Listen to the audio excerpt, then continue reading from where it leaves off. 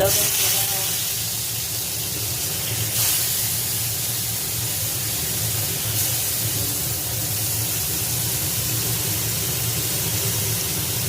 বন্ধুরা, কীরকম আছে সবাই?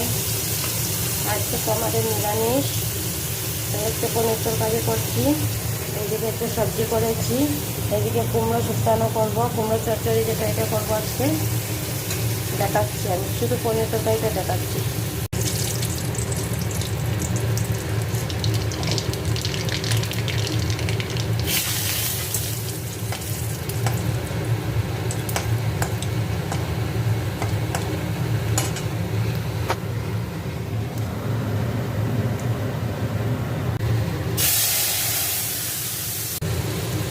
মশলাটা ভাজা হয়ে গেছে, এখন আলুগুলো দিয়ে দেবো। আলুগুলো যখন ভাজা ভাজা হয়ে যাবে, সব মশলা দেওয়া শেষ,